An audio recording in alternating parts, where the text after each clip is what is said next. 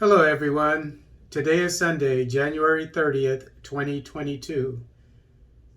Shopo, Eva Bazaiba, orders the cessation of the activities of a Chinese mining company without an operating permit in Basoko. This article is taken from 7 Source 7. On a working trip to the province of Shopo for a few days, the Deputy Prime Minister of the Environment and Development, Eve Bazaiba, went on Wednesday, January 26, 2022, to the Manganjo sector of the Basoko territory, where the Chinese company Jiang Mining is accused of polluting the waters of the Aruwimi River. According to Eve Bazaiba, this Chinese company pollutes this tributary of the Congo River both upstream and downstream. In the Bangalima Munganjo mining perimeter alone, it uses 7 robotic dredgers. Arriving in Munganjo, we found that the pollution of the Aruwimi River is real there following the exploitation of gold by the Chinese company Xiang Mining with robotic dredgers. Navigation on the river has become as difficult because the Chinese are storing sand everywhere. Eve Bazaiba said at the end of the Basoko Territory Security Council, which she chaired the same day. The dredges will be evacuated to Kisangani because the company does not have the operating permit. According to the Deputy Prime Minister, several grievances are charged against this Chinese company.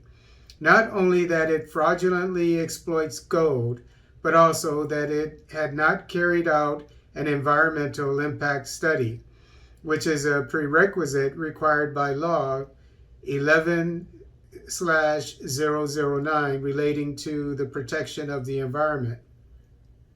In addition, this Chinese company only has the research permit, but curiously, it is already in operation. The Minister of Mines had already ordered the suspension of the activities of this company, but the company had not complied. This is how we demanded that all the dredges it uses to exploit gold be evacuated to Kisangani. It will also have to pay transactional fines for not having passed the exploitation stage without any authorization, but also for not having carried out an environmental impact study, added Bazaiba. Aside from fraudulent gold mining and river pollution, Chinese workers at Xiang Mining do not have residence permits or work permits, said Vice Premier of Environment and Development Sustainable. This is great news coming out of the DRC, which has a record of not securing its mines. The only problem I have with this is there's no mention of anyone going to jail, anyone being kicked out of the country, the license being revoked.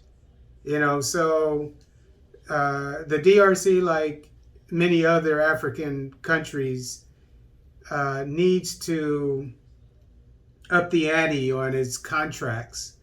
It needs to get capable international lawyers to write up these contracts so the DRC government can hold the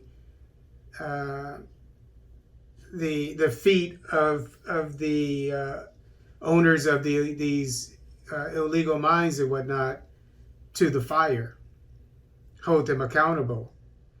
And recently in Zimbabwe, a community was being evicted from its ancestral land by a Chinese mining company, not the Zimbabwean government, a Chinese mining company.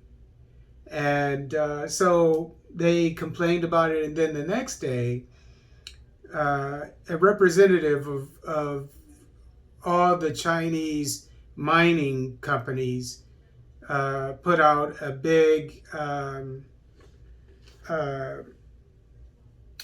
message,